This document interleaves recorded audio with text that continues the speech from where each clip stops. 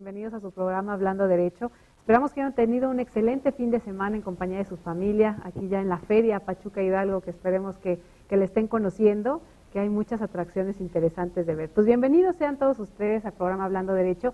Les recordamos los teléfonos de contacto, que tenemos un invitado de súper lujo, ojalá lo aprovechen, es el 71-790-92, y también estamos en redes sociales, en Facebook y Twitter, en Facebook @hablando_derecho y en Twitter @habla_derecho. Pues es un gusto nuevamente hablar de esta cultura jurídica y sobre todo de un tema que seguramente les va a interesar mucho. Saúl, ¿cómo estás? Muy buenas tardes, un gusto. Hola Isabel, ¿qué tal? Muy buenas tardes. Un gusto saludar a nuestro auditorio. Muy buenas tardes tengan todos ustedes. Bienvenidos a una emisión más de su programa Hablando Derecho, este programa del Tribunal Superior de Justicia del Estado de Hidalgo, que tiene por objetivo el que usted conozca el quehacer constante de nuestro tribunal y sobre todo que amplíe sus conocimientos, la cultura jurídica que nos beneficia a todos. Como bien lo refirió mi compañera Isabel, tenemos un programa que nos va a resultar muy atractivo porque vamos a hablar de esas formas que los abogados a veces utilizamos y que no toda la gente nos llega a entender. Esta vez vamos a hablar del uso del lenguaje democrático en la impartición de justicia. Comenzamos. Buenas tardes. Comenzamos de este.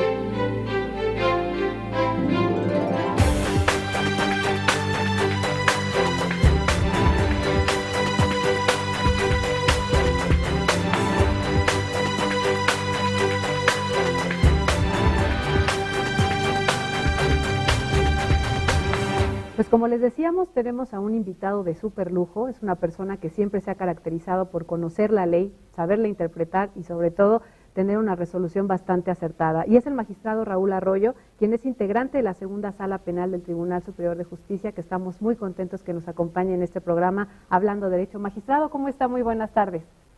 Muchas gracias por la presentación, creo que es un poco exagerado. Ah, qué barbaridad. Pero estoy muy ¿no? contento de estar con ustedes, les agradezco mucho la invitación, señor juez, y ojalá que lo que vamos a hablar aquí sea del interés de su auditorio. Pues muchísimas gracias. Por mí no quedará. ¿Verdad que no? Eso seguro que no. En el lenguaje democrático vamos a estar el día de hoy. Es un gusto verdaderamente contar con una persona que tiene una trayectoria en el ámbito jurídico muy reconocida en el Tribunal Electoral del Estado de Hidalgo, el entonces Tribunal Electoral del Estado de Hidalgo, en la Comisión de Derechos Humanos, y bueno, hoy en día integrando una sala penal en nuestro Tribunal Superior de Justicia del Estado de Hidalgo, pero además muy estudioso, una persona que durante muchos años ha estado estudiando nuestros diferentes temas, orgullosamente mi director de la Escuela de Derecho, y que hoy nos va a hablar de un tema que nos va a resultar, decía yo, atractivo porque las personas a veces no le entendemos a los abogados. La gente en común que no ha estudiado Derecho a veces no le entiende al abogado y ya es obligación del abogado el poder hablar de manera que toda la población lo pueda entender claro y sencillo. Y para que usted, amigo, pueda también tener una noción del tema que vamos a hablar hoy, lo invito a que nos acompañe con esta cápsula.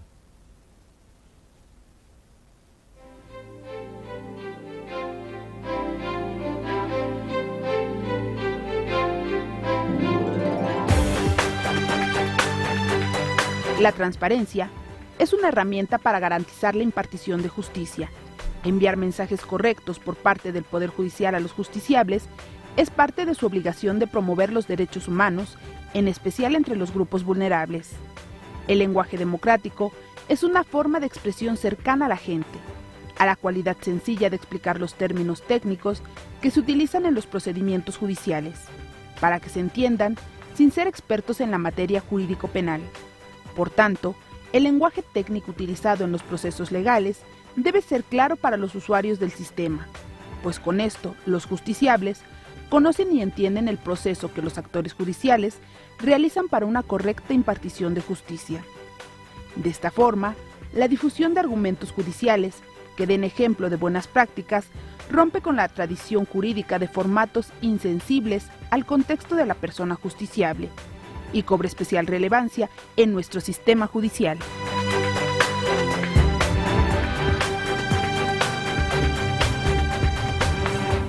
Pues estamos aquí nuevamente, estamos con el magistrado Raúl Arroyo y vamos a entrar al tema, magistrado, este lenguaje democrático en la impartición de justicia. Nos gustaría saber qué considera como lenguaje democrático. Vamos a empezar desde ahí. Empezaré por decir, Isabel, que hay una ola en el mundo, creo que especialmente en Iberoamérica, y con repercusiones también en México, una nueva ola que nos está llevando a entender que las y los abogados tenemos que expresarnos de una manera que sea entendible, sobre todo para los justiciables. Porque la tradición de la abogacía es que utilicemos términos no solo inentendibles, sino muy rebuscados, tratando de seguir una costumbre que además nos hace ver a las y a los abogados como muy cultos, como muy sapientes, como con enormes posibilidades de manejar, sobre todo el latín, que es la lengua madre, digamos, del derecho. Y llegó el momento en que nadie los entiende. Claro. En un texto que yo acabo de publicar, retomo a Diego Valadez, que dice que pues nadie nos atiende y nadie nos entiende, ¿no? Y quizá no nos atienden porque no nos entienden. Claro. Bueno, pues entonces esta ola que está permeando en muchas partes del mundo, pues también está influenciada porque hay nuevas formas de comunicación, hay un nuevo lenguaje en todo el mundo, pues porque hoy hay otros medios de comunicación que no había hasta hace muy poco tiempo, como son las redes sociales, que propician una comunicación muy rápida, una comunicación que tiene que ser breve, 140 caracteres en Twitter, pero además tiene que ser entendible, Claro. ¿no? Obviamente esto nos está llevando al extremo. La gente más joven hoy se comunica en un lenguaje que ya tampoco entiende nadie porque es a base de signos, letras, de abreviaturas, abreviación, etcétera, claro. ¿no? Pero volviendo al tema de los abogados, pues creo que hoy se plantea la necesidad imperiosa de que utilicemos un lenguaje que para algunos es un lenguaje ciudadano, para otros es un lenguaje democrático. A mí me gusta más la calificativa de democrático. En fin, un lenguaje que puede entender alguien que se mueve en el ambiente de la judicatura, alguien que se mueve en el ambiente de la justicia, de los tribunales, alguien que tiene que ver con abogados y también y sobre todo quien no lo entiende, quien no tiene que ver en estos espacios y que son precisamente las y los justiciables.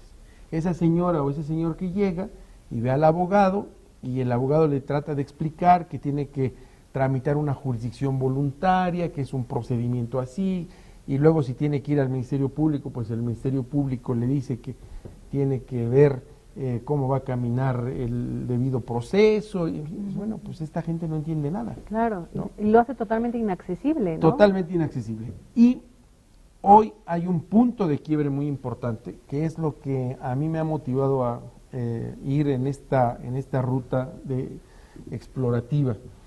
Y es que están pasando tantas cosas en el ambiente del derecho en México, que es una verdadera revolución. Sí. Y hay un punto específico que no puede hoy pasar desapercibido en este contexto, y es el de la oralidad, justamente la oralidad. Y yo me pregunto cómo vamos a hacer exitoso el sistema oral si no tenemos una expresión que sea entendible para el justiciable y de la cual tenemos que hacernos responsables todos los agentes que participamos en el proceso, es decir, el Ministerio Público, el defensor, el asesor jurídico de la víctima y desde luego el juzgador. Entonces, pues todo esto me ha llevado a tratar de buscar las fórmulas que nos permitan ir caminando en ese lenguaje que tenemos que utilizar para que los justiciables y las justiciables nos entiendan y que sepan de qué estamos hablándoles, qué está sucediendo en el momento en que los tenemos ahí, Claro. enfrente, en un juicio en donde la médula, la característica es precisamente la oralidad. Y la oralidad, coincidirán conmigo, en que de poco va a servir si lo que estamos hablando no lo entiende. Exacto. El manejo del tópico es sumamente importante. Mucho se ha hablado de capacitar, de instruir a las nuevas generaciones de abogados en el manejo de este nuevo proceso oral. pero si no tenemos nada que decir, de nada nos va a servir. El no conocer verdaderamente el tópico, tanto en la cuestión de conocer la ley, conocer los hechos, conocer las formas de aplicación, a nada nos va a llevar. Su artículo al que usted refería, el nuevo lenguaje de la abogacía, fue publicado en una revista, la mayor revista jurídica en México, nos dice que en este artículo nos hace un repaso acerca de diferentes obras en las que nos señala cuál es ese manejo del lenguaje, cómo ha sido, cómo debiera ser. Incluso vemos que trae en este momento algunas obras. Vamos a un corte y regresamos para que nos empiece a platicar el magistrado sobre estos aspectos del lenguaje que resulta importante abordar. Regresamos.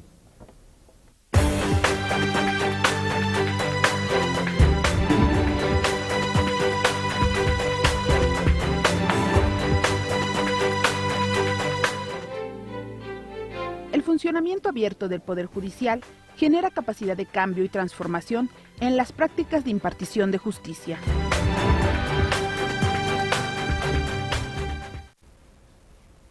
Bienvenido nuevamente a su programa Hablando Derecho. Les recordamos los teléfonos de contacto. Estamos en el 71 790 92, en redes sociales, en Facebook y Twitter. En Facebook, @hablando_derecho y en Twitter, habla_derecho. Pues estamos en un tema muy interesante con un invitado también de lujo. El tema es el lenguaje democrático en la impartición de justicia, con nuestro invitado, el magistrado Raúl Arroyo, quien es integrante de la segunda sala penal del Tribunal Superior de Justicia. Pues bueno, ya nos aclaró, señor magistrado, que era el lenguaje democrático, todas estas cuestiones yo creo que cada vez más cercanas, y lo hemos visto en las reformas, de la justicia cotidiana, de estar cada vez más cercano a la gente del día a día, porque nos hemos convertido en como que el lenguaje jurídico es una situación completamente diferente al ciudadano. Ajena a todas las demás personas. Exacto, y cada vez lo hacemos más rebuscado, pensando que rebuscado es como que sabemos más del tema y menos le llegamos al ciudadano. Pero tú tenías una pregunta, Saúl, que perdóname, interrumpí. Se atribuye a interrumpí. Sócrates una frase: habla para que yo te conozca. ¿El lenguaje democrático de qué forma opera en un proceso jurisdiccional? ¿Cómo nos va a conocer el público? Voy a tratar de ejemplificar.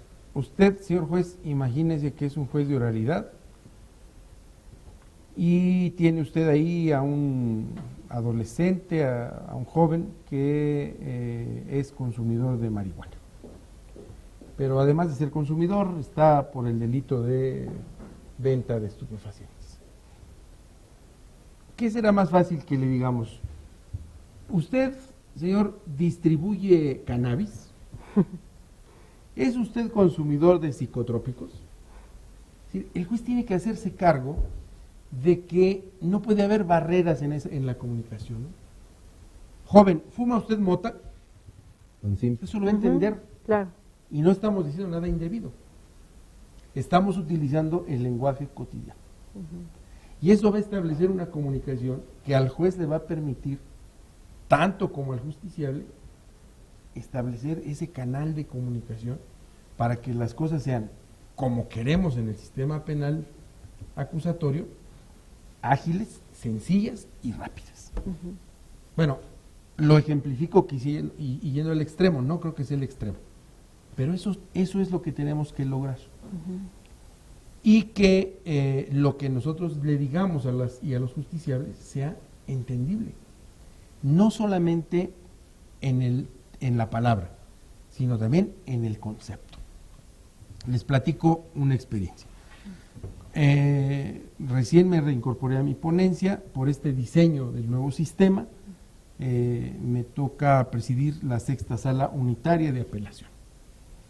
Bueno, me encuentro frente a un asunto en donde la justiciable, a mí me quedó perfectamente claro, no había entendido cuáles eran los alcances de que ella hubiera aceptado un juicio abreviado. Claro. Sí. Entonces, ¿qué estamos provocando? Y lo digo en el artículo. Que en lugar de avanzar, que en lugar de acercar la justicia y hacerla rápida, expedita para el justiciable, estamos cayendo incluso en una violación de derechos humanos. Por supuesto. Porque le estamos llevando, en este caso a esta mujer le estábamos llevando a una condición de vulnerabilidad, puesto que no entendía los alcances de lo que ella estaba aceptando. ¿Por qué? Porque ninguno de los agentes que integraron el sistema tuvo la capacidad de comunicarse de esa manera tan sencilla. Tuvimos conocimiento de esa resolución, fue una resolución sonada y en la que precisamente ese era el quid, el que la persona que estaba siendo motivo de juicio no había tenido pleno conocimiento de lo que significaba tener un procedimiento abreviado y sin esa posibilidad de entender, pues tampoco puede asumir la responsabilidad que se le estaba imputando. Isabel. Claro, incluso me gustó mucho en su artículo, magistrado, como decía que, bueno, en lugar de imputado, suena, la palabra imputado como que dices, ¿quién es? O sea, imputado, ¿dónde está la víctima? Dice, mejor el investigado, ¿no? Cosas Fíjese tan que en España, sencillas, justamente en España, ¿no? Ya lo cambiaron. Sí, En España, que es en donde más creo que se ha evolucionado en este sentido, lo mismo que en otros países como Chile. Y bueno, ya se están cambiando estas formas. Incluso tenemos que utilizar términos que sean menos agresivos, que sean amables, ¿no? con el justiciable, con la justiciable. Independientemente de la situación propia en la que se encuentra. Y creo que de esa manera establecemos esa comunicación más ágil, ¿no? Claro. Y el juez, el juzgador, la juzgadora, pues tendrá posibilidades de impartir una justicia. No quiero ponerle calificativos porque la justicia no debe tener calificativos, es justicia, pero sí quiero decir una justicia que se acerque más también a la condición de la persona, que es algo de lo que también tenemos que hacernos cargo. No todas las ni los justiciables vienen de la universidad ni tienen posgrado, Claro. ¿no? Tenemos, además, en las condiciones de nuestro país, bueno, pues tenemos no solamente indígenas, tenemos justiciables que vienen de las zonas marginales, Correcto. ¿no? Donde incluso hay una especie de caló, ¿no? Donde hay unas formas de comunicación que son muy diferentes distintas a las nuestras. Claro. Bueno, el juez tiene que bajarse de su pedestal y hacerse cargo de que esos son los justiciables y las justiciables. Y que eso es lo que tiene que resolver. Y esa es la gente que más lo necesita. Y que al dejemos final. para las actividades académicas, ¿no? Para nuestros colegios, para Claro. la Conferencias. discusión en un seminario. Bueno, ahí sí saquemos los latinajos y las frases elegantes, y en fin, ¿no?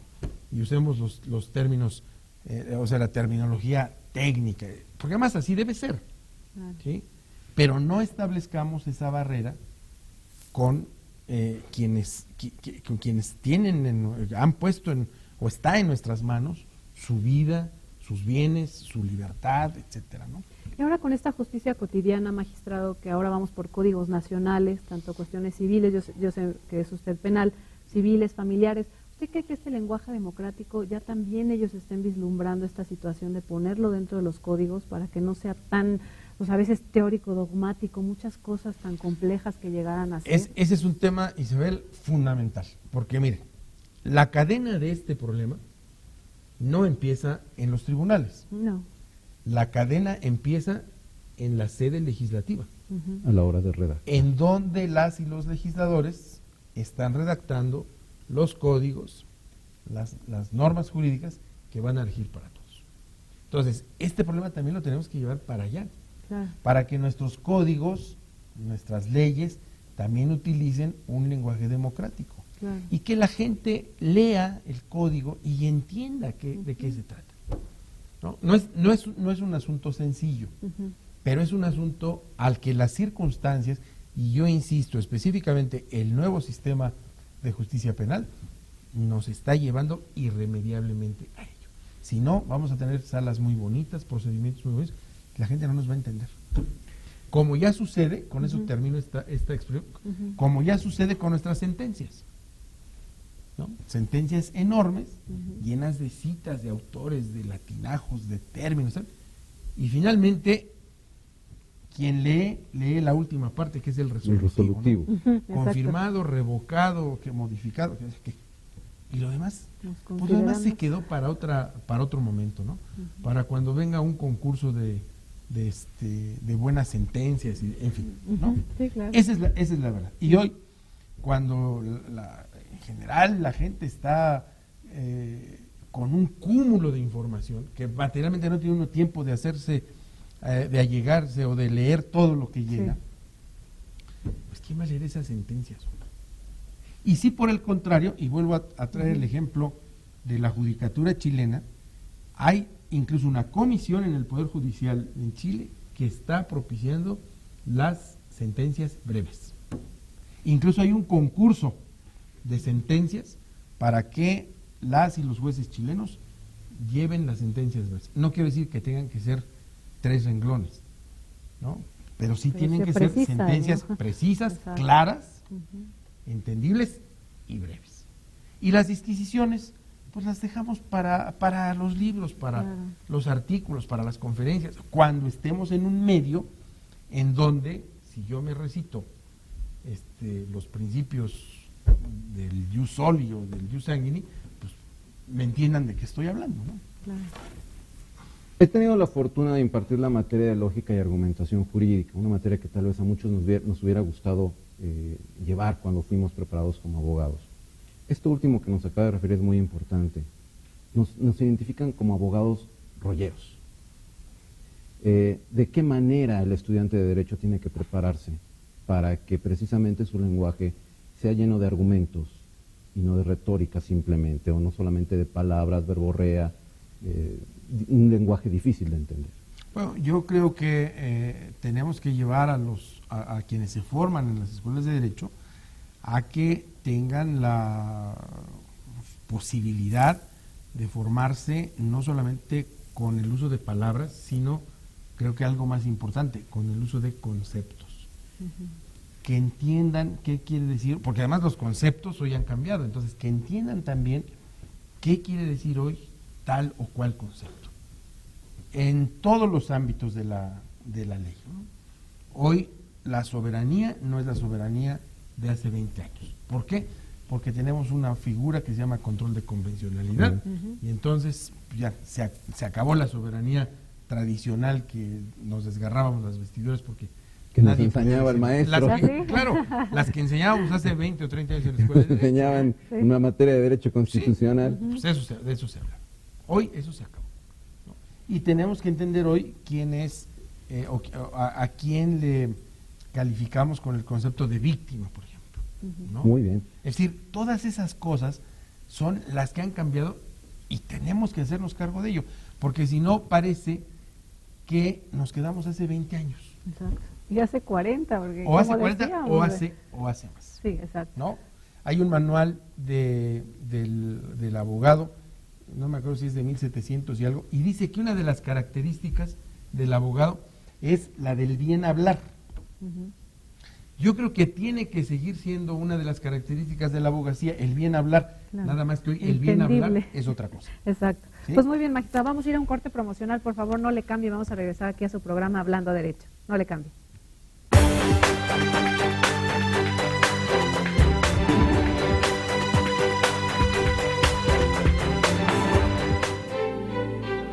La reforma constitucional de junio de 2011 cambió el paradigma en la impartición de justicia, ampliando las dimensiones de protección de los derechos humanos en la transparencia de sentencias judiciales.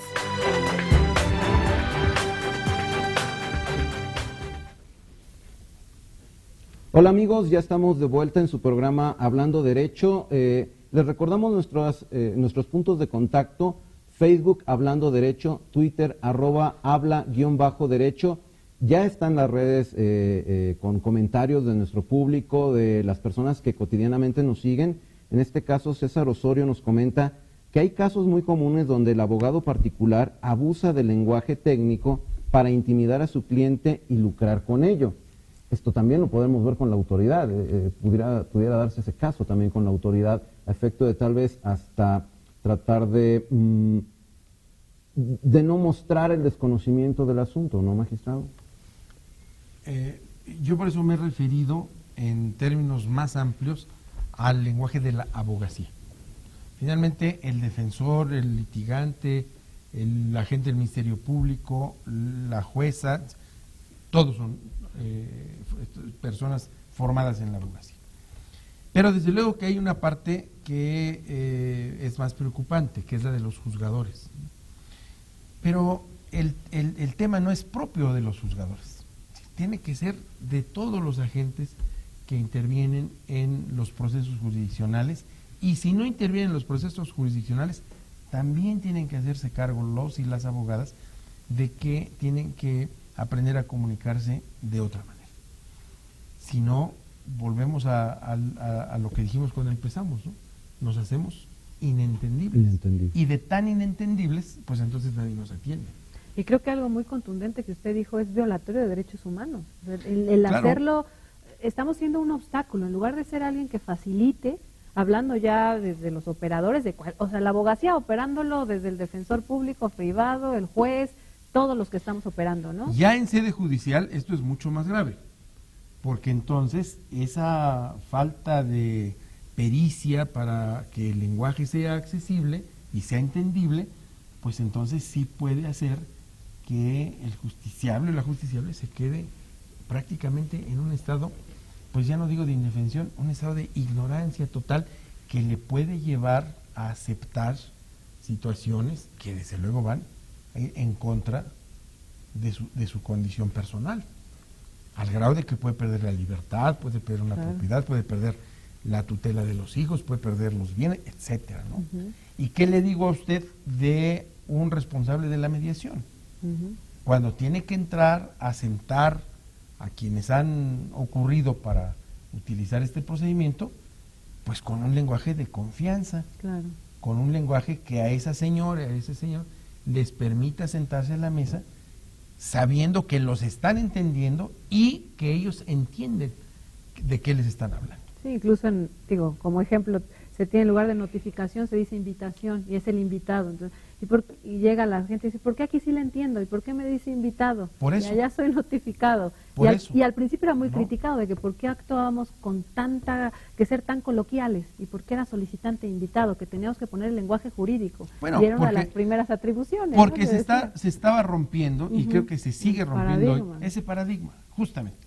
Se está rompiendo ese paradigma de un lenguaje rebuscado, que puede ser muy técnico, puede ser el más apropiado, pero que no es entendible para las mayorías, que lo podemos entender en una reunión de jueces, que lo podemos entender en una conversación de abogados, de académicas, etcétera, ¿no? Pero que no lo entiende, ni tendría por qué entenderlo la gente. Y por eso creo que también tenemos que enseñarnos a diferenciar en qué espacios hablamos. Bueno, si vamos a publicar un ensayo en una revista calificada de la abogacía, de la academia, bueno, pues expliquémonos y expresémonos con el lenguaje apropiado, jurídico, técnico, histórico, etcétera, ¿no?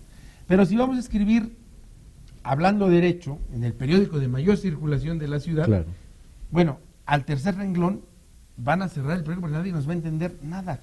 Y perdimos la oportunidad y perdimos una posibilidad de contribuir también a la cultura social, ¿no? al respeto a los derechos, a la construcción del respeto a los derechos de la población, de las y de los justiciables, ¿no? Tenemos ya un nuevo sistema de justicia penal oral, y la tendencia es esa, llegar a la oralidad en otras áreas del derecho, particularmente civil y familiar, en donde ya tenemos, ya se vislumbra un código nacional de procedimientos civiles y familiares. ¿Dónde está el equilibrio? Podemos hablar de que este lenguaje democrático no choca con las formalidades de procedimiento. ¿De qué manera el operador jurídico tiene que equilibrar entre lo que es la formalidad del procedimiento y ese lenguaje? Pienso, y esa es mi propuesta, que los operadores jurídicos debemos empezar por ampliar nuestros vocabularios.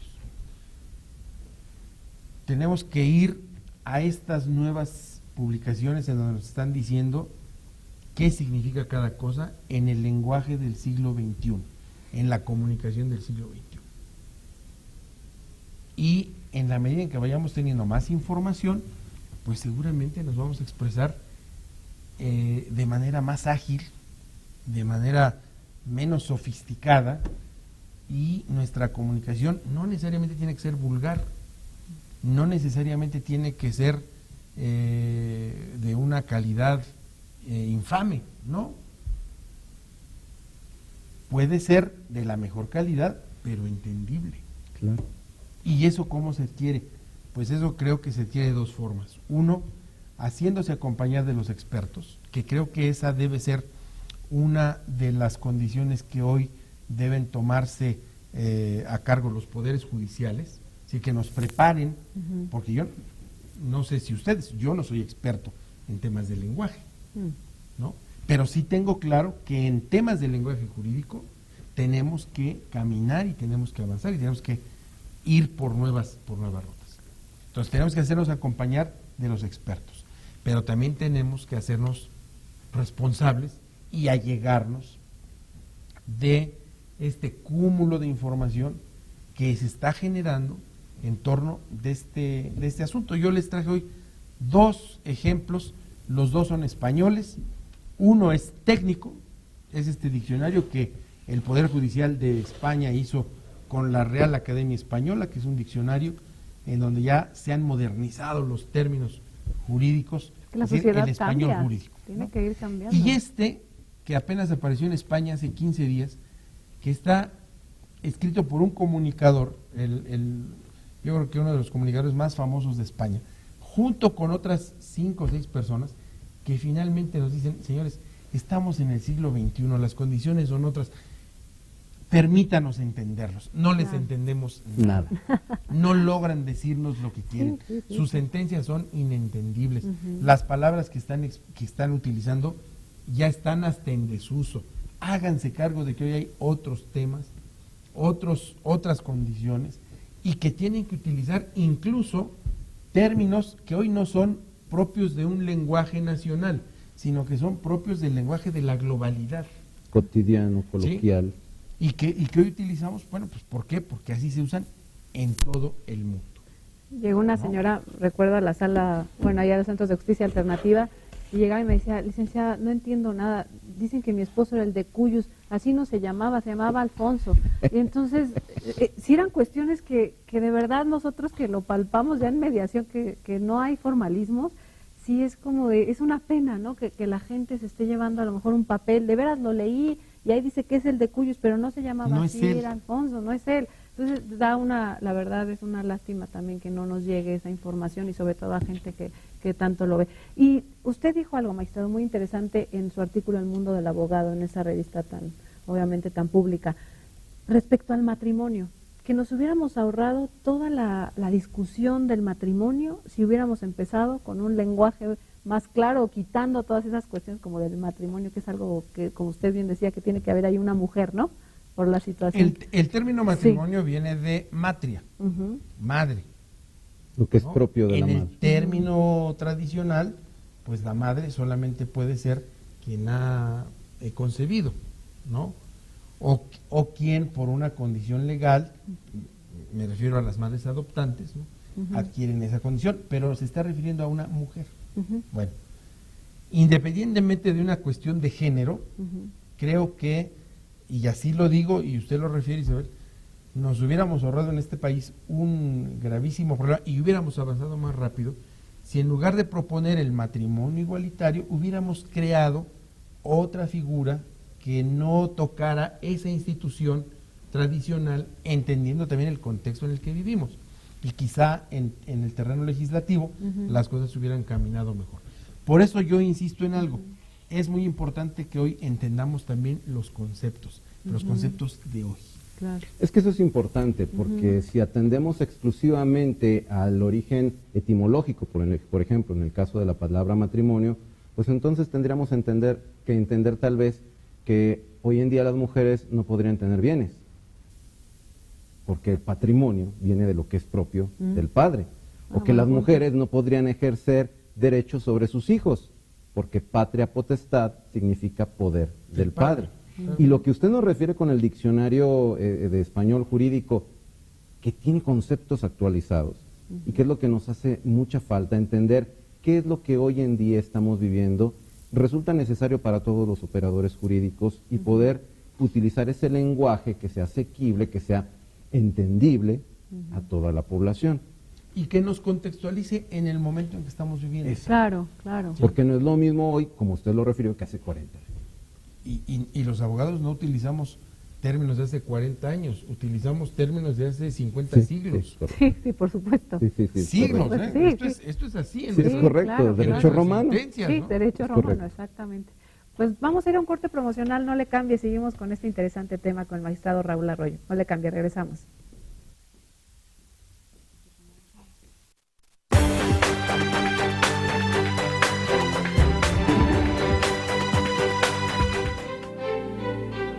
La Constitución mexicana y la legislación nacional e internacional señalan que los pueblos y comunidades indígenas tienen derecho a acceder plenamente al sistema de justicia, considerando sus costumbres y siendo asistidos durante el proceso por intérpretes y defensores que conozcan su cultura y su lengua.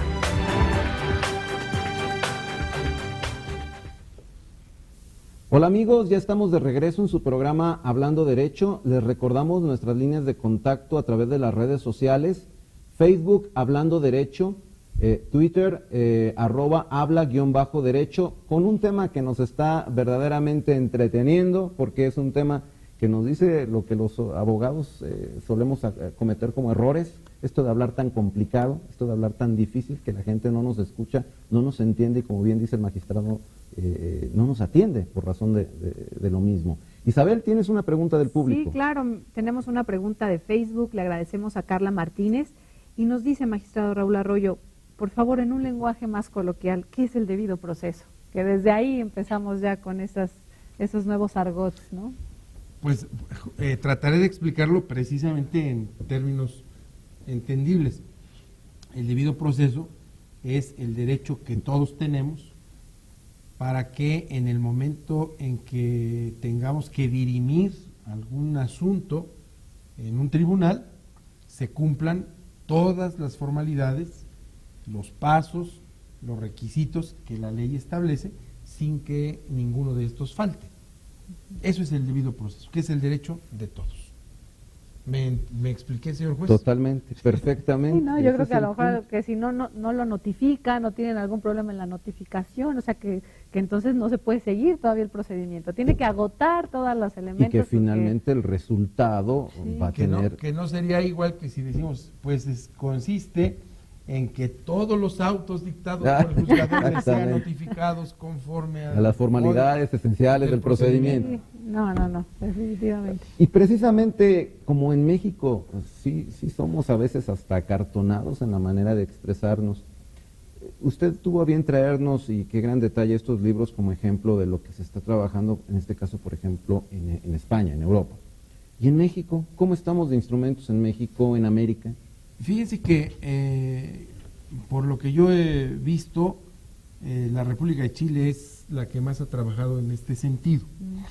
No tanto con un enfoque del lenguaje democrático. Este concepto incluso viene de Costa Rica, de un juez de Costa Rica. En Chile lo han llevado más para que las sentencias sean breves, también sean entendibles, pero lo han llevado más por ese camino. En México también hay antecedentes, ¿eh? En México la Corte hace algunos años, la primera sala estableció un manual para que se dictaran las sentencias. El Tribunal Electoral del Poder Judicial de la Federación también ha hecho intentos para que esto camine así. Algunos tribunales del país, pero no hay como tal una corriente ya identificada, ¿no? Han sido esfuerzos un tanto esporádicos y se han quedado más bien en los intentos. Ha sido mucho más avasallante la costumbre y hoy hay algo también que influye definitivamente en esto. Es mucho más fácil con la tecnología cortar y pegar, que llevar a cabo un proceso de síntesis a través del cual el juzgador en 3 líneas diga: advierto o se advierte o se nota de todo lo que ha sucedido en el juicio que ha pasado esto. El análisis. Entonces, para evitarme ese proceso lógico de resumir, pues entonces mejor. Y entonces en la declaración el acusado dijo y ¡fum! Otra vez. Cortamos y pegamos, ¿no?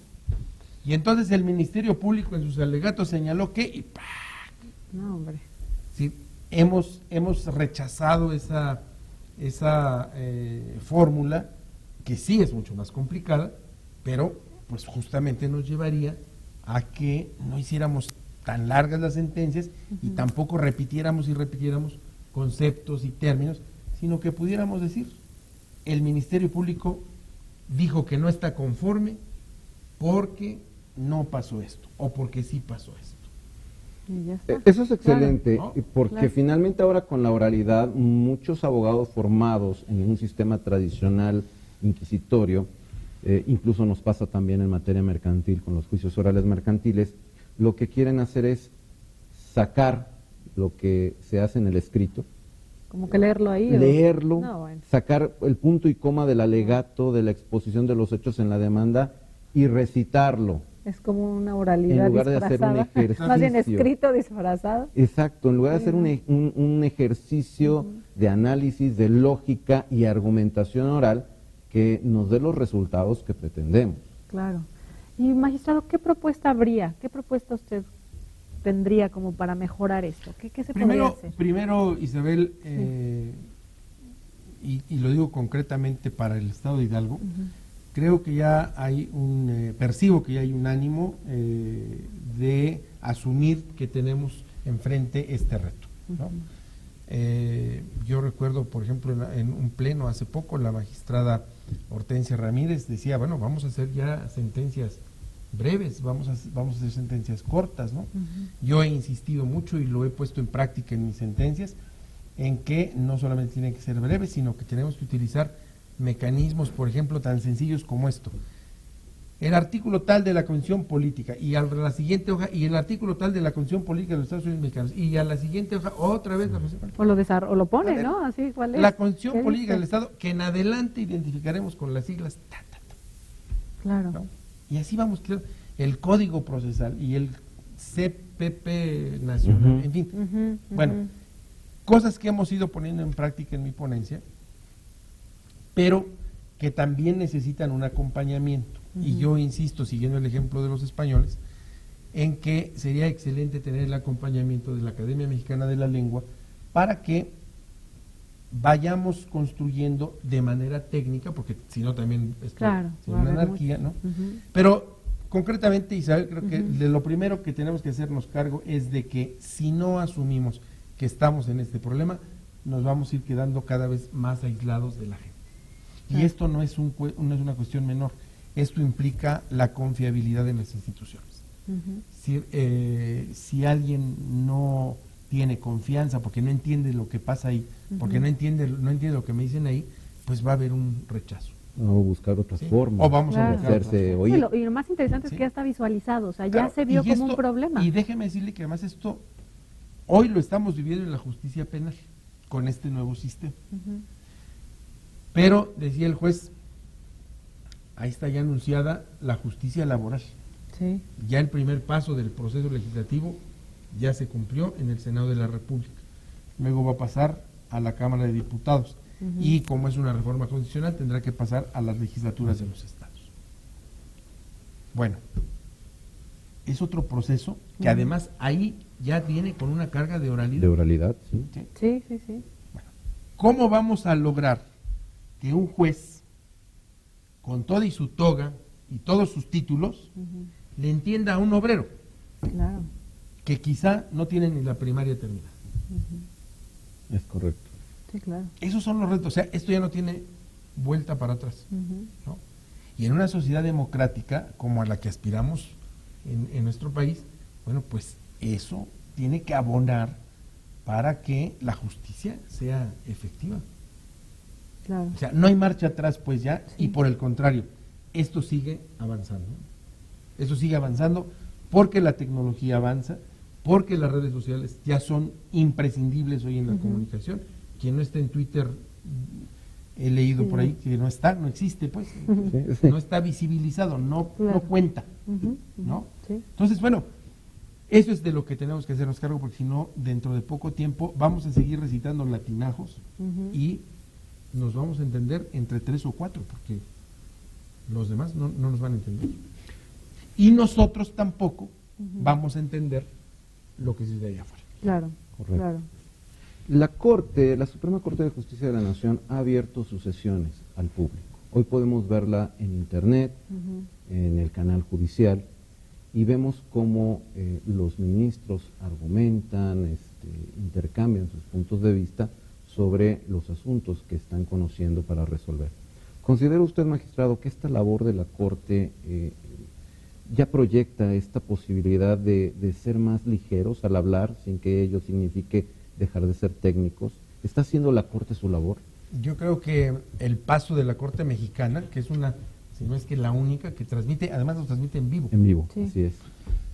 Y lo hace también la Sala Superior del Tribunal Federal Electoral, y algunas salas del Tribunal Electoral lo transmiten, llegan a transmitir sus sesiones por internet. Pero esa es la tendencia. Y ya está reflejada en la justicia penal, ¿no? Ya las audiencias son públicas. Entonces, ahí vamos, ¿no? Y pronto vamos a transmitirlas. Y pronto los plenos del Tribunal Superior van a tener que ser igualmente públicos. Y los plenos de las salas van a tener que ser igualmente públicas. ¿Por qué? Porque hoy estamos frente a una sociedad que si no ve las cosas directamente, simplemente no cree en ellas. Claro. Y una de las fórmulas imprescindibles para que la justicia se fortalezca es la transparencia. Claro. Que no haya zonas oscuras, que no haya zonas de opacidad. ¿A qué hora sesionaron? ¿Quién discutió? A ver, ¿y por qué el voto particular? Ese tipo de cosas se tiene que acabar, porque estamos frente a una sociedad demandante. Y por otro lado, los juzgadores también tenemos que hacernos cargo de que estamos cumpliendo con la impartición de justicia, pero que hoy ese concepto de impartición de justicia va incluso más allá. Claro. ¿No? Hoy no nada más tenemos que sentenciar, también tenemos que decir, si esto pasó, si esta niña fue violada, es porque vivía en condiciones de miseria en una comunidad que está incomunicada. Si esta comunidad actuó de tal o cual manera y cometió un delito, si hoy esta comunidad quiso linchar a tal persona, es porque sus condiciones sociales son de atraso. Eso también lo tiene que ver. O sea, al margen del acto, del hecho que se está juzgando, el entorno. La justicia tiene que ser integral. Claro. ¿No? Sí, analista. Usted que es juez y que ha firmado sentencias en donde le ha puesto a un individuo 25 años de prisión, una pena que lo ha privado de su libertad por 25 años, no se hace cargo más que de eso. Pero como parte del Estado, hoy tenemos que caminar más allá y tenemos que hacernos cargo de que un juez tiene que ver también por qué pasan estas cosas. Si no sería discriminación al final, ¿no? Estaríamos cayendo Porque entonces, en esa discriminación. pues yo ya vi que el señor mató, ya vi que la señora robó, ya vi que la niña fue violada. Pues, esto es lo que yo veo. No, un juzgador creo que hoy ve mucho más. Una labor más social en el juzgado. Una labor de compromiso como parte del Estado, porque los juzgadores somos parte del Estado. Magistrado, pues es una pena, el tiempo voló con usted, Yo increíble todos sus conocimientos. No diga eso, como que siempre es un lujo. Muchísimas gracias. El lujo es para mí. Gracias. Muchas gracias, Saúl, como siempre un súper gusto. Un gusto saludarte, un gusto en nuestro auditorio. Magistrado, muchísimas gracias. Isabel. Muchísimas gracias, pues es un gusto, nos vemos todos los días lunes a las 6 de la tarde en vivo, aquí en su programa Hablando Derecho. Muchas gracias. Muchas gracias, magistrado. Gracias a usted. Gracias.